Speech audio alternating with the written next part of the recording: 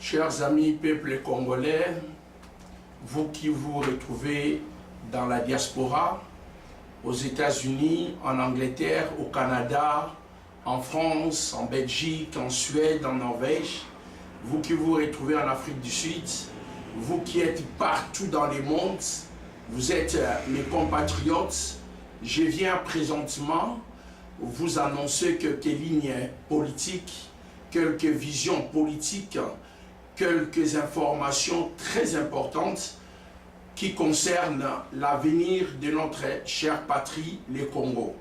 Nous sommes Congolais, nous sommes un fils du pays, nous sommes propriétaires de cette grande nation, ce grand pays, cette grande patrie. Moi, tant que sujet congolais, ressortissant de la République démocratique du Congo, j'ai la responsabilité de défendre mon pays et toute son intégrité. J'ai la responsabilité de défendre mon peuple congolais qui n'est autre que mes compatriotes. Chers amis, la situation est grave. La situation elle est plus grave que vous l'imaginez. La situation elle est beaucoup plus grave que vous le croyez.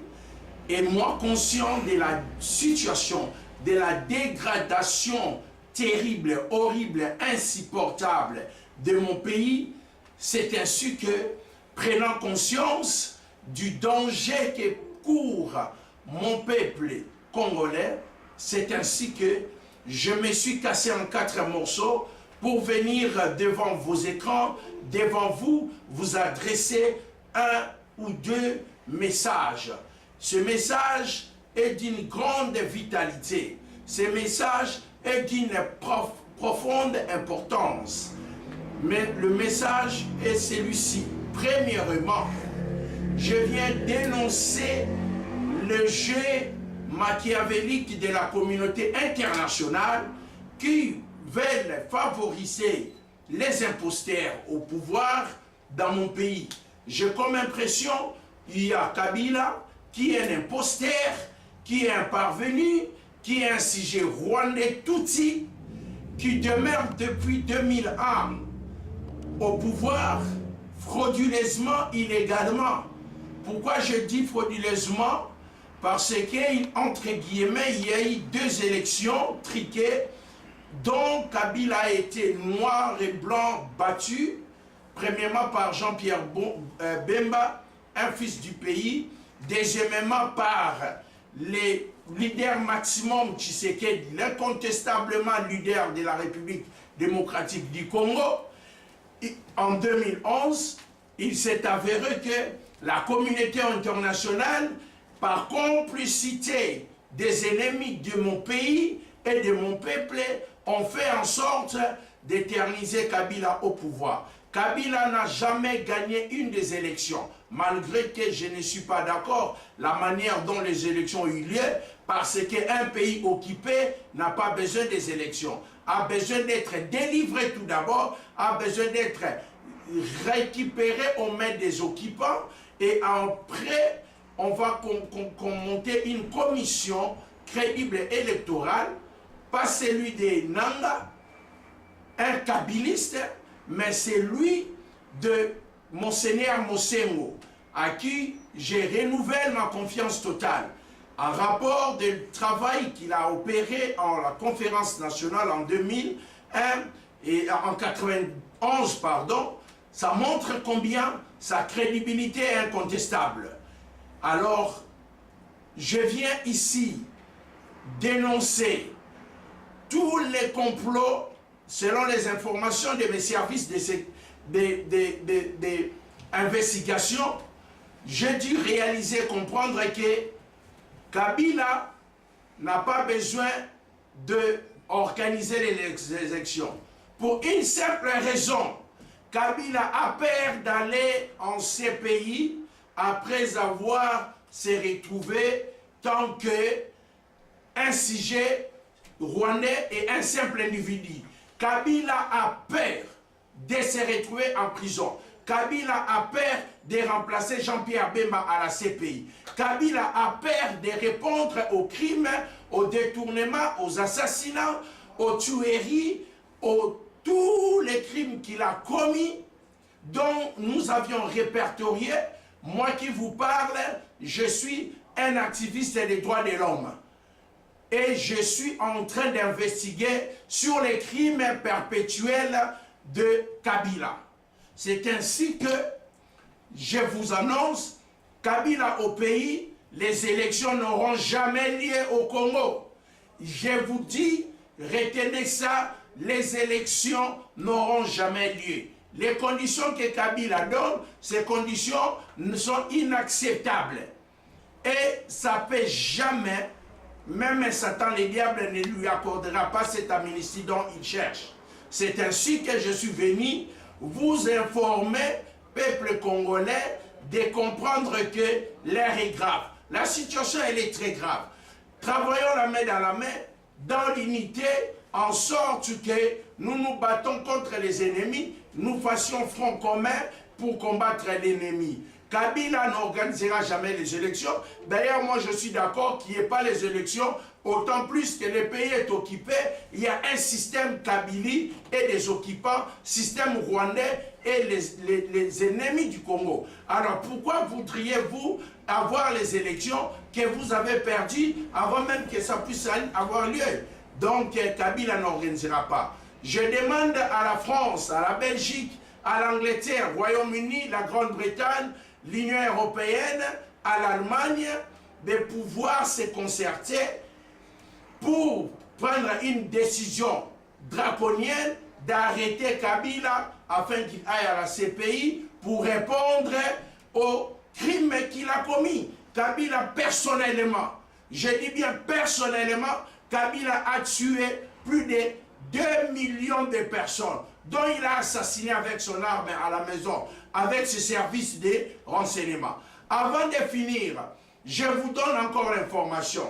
Je viens présentement, je dis bien présentement, dénoncer une personne qui représente plus danger, beaucoup de danger que Kabila. Il s'agit de Moïse Katumbi. Moïse Katumbi est un sujet rwandais, zambien, italien, tutsi. L'homme a plusieurs identités, l'homme a plusieurs nationalités. Et il a été au Congo illégalement. Je veux savoir qu'on nous amène de preuves qui lui a octroyé la nationalité congolaise. Moïse Katumbi, par son épouse, il est rwandais. Parce que son épouse lui a accordé la nationalité rwandaise tutsi. Comment voudriez-vous que nous ayons une première dame sujet rwandaise? Est-ce que vous réfléchissez les Congolais? Comment voudriez-vous avoir une première dame au Congo, un sujet rwandaise? Il est pratiquement irréaliste. C'est inconcevable. Moïse Katumbi, il est Congolais ni de père ni de mère. Il est Congolais comme tout le monde a des titres de séjour. Et Moïse Katumbi, il a détourné plus de 10 milliards. Dites-moi, je lance un défi à Katumbi et Katumbiste. Donnez-moi les épreuves comment Katumbi s'est retrouvé milliardaire. Il a géré le pays 10 ans avec Kabila. En 2016, il a dit de sa propre bouche que Kabila, il a été toujours un bon président. Mais puisqu'il n'a pas organisé les élections en 2016, en 2017, Kabila devient un mauvais président. Kabila n'est pas un mauvais président. Kabila, c'est un sataniste président, un occultiste président, un criminel président, un assassin président. Comment Moïse Katumbi se rend compte seulement en 2017 que Kabila est un mauvais président? Katumbi, c'est un kabiliste monène, comme le dit et le déclare mon ami Daniel Safou. Kabila, c'était Katumbi, c'était kabiliste monène. Ils ont voulu faire le jeu de passer la chaise. Receveur devient chauffeur. Chauffeur passe le volant au receveur. C'est-à-dire Poutine et Medvedev. 5 ans, je te passe Premier ministre, 5 ans, ainsi de suite. Kabila avait des arrangements que Katumbi c'était son potentiel dauphin. Comme Kabila n'a pas de garantie de sécurité, d'être initié, de protection, après avoir exercé maladroitement et frauduleusement son pouvoir, il n'a pas confiance à Katumbi, c'est ainsi qu'il a refusé de céder le pouvoir. Voilà, enfin, je vous dis simplement que Katumbi, Vital Kamerhe, Moïse Katumbi, ce sont des kabilistes monènes. Je vous dis, je vous remercie, peuple congolais, réveillez-vous, l'heure est grave et très grave. Que vive la République démocratique du Congo, que vive la RDC. Merci. Dear President of the French Republic, Mr. Emmanuel Macron, dear Madame Ministre, Premier Ministre of German Republic, Miss Angela Merkel, dear Premier Minister of the British States, Miss Theresa May, to you, the Secretary of State for Foreign and Commonwealth Affairs, Mr. Boris Johnson. Here is my message to you as a national of the DRC and also as a defender and activist of human rights.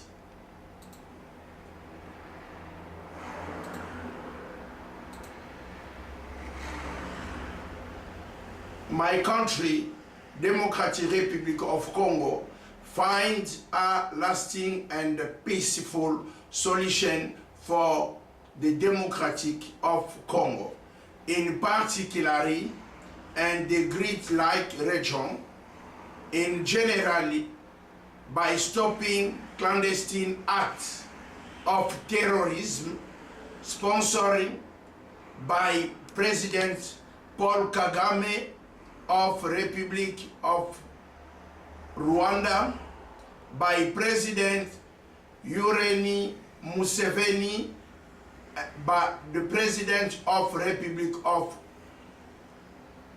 Uganda, and alias Joseph Kabila, Democratic Republic of Congo President. Excellency Mr. Boris Johnson, as you are aware, the humanitarian situation in the Democratic Republic of Congo is dire and requires strong and immediately action on the part of the international community.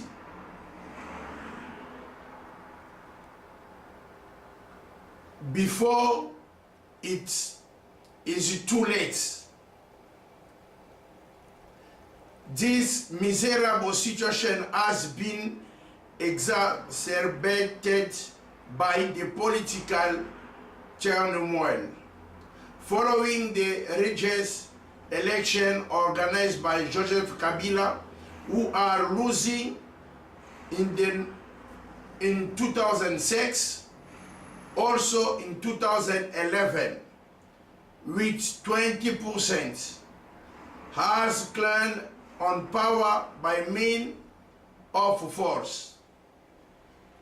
We hope that your visit to Goma has given you a clear picture of how deep the crisis is and the level of desperation on the people of Congo.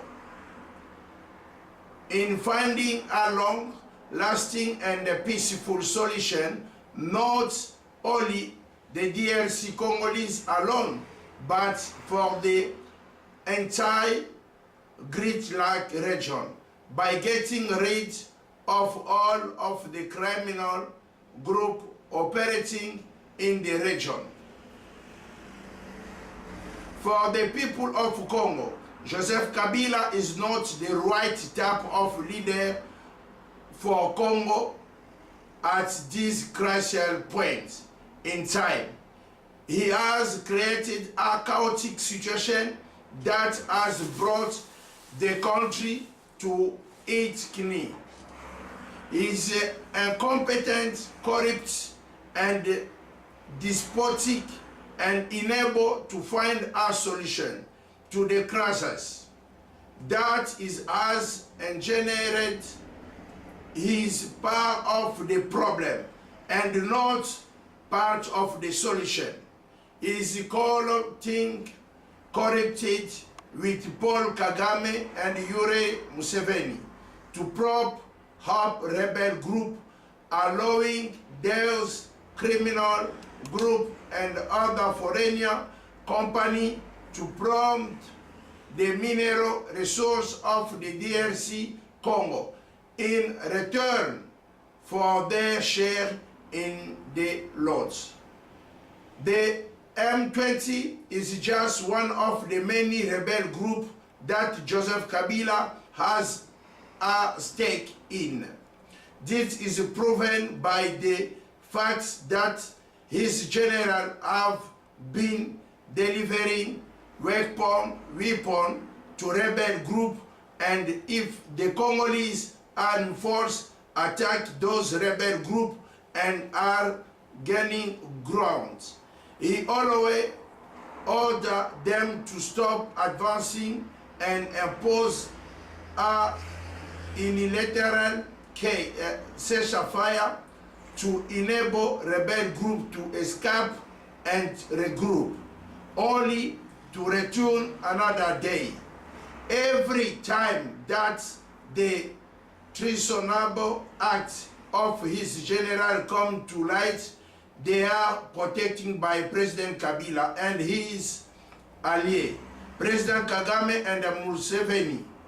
The case of General Amisi Tango is just a tap of a sailboat in the vast ocean of impunity.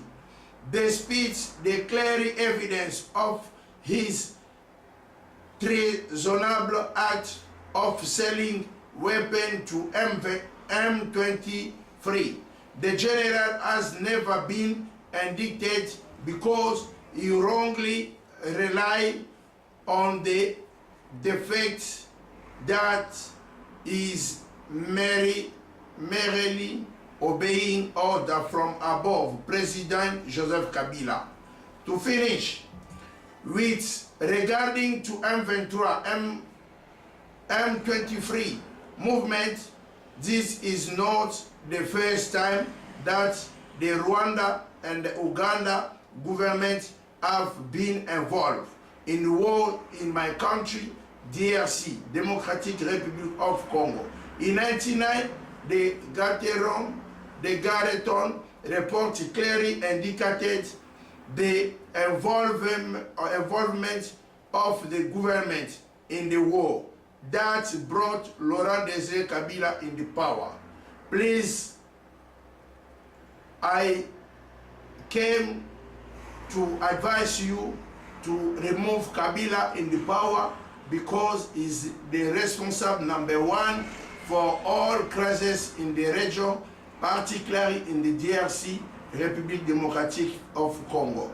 I trust you're gonna understand my voice because I represented 85 million of Congolese people who suffering for nothing, no reason, and I represented 12 million people died for Kabila interests. Thank you. God bless you.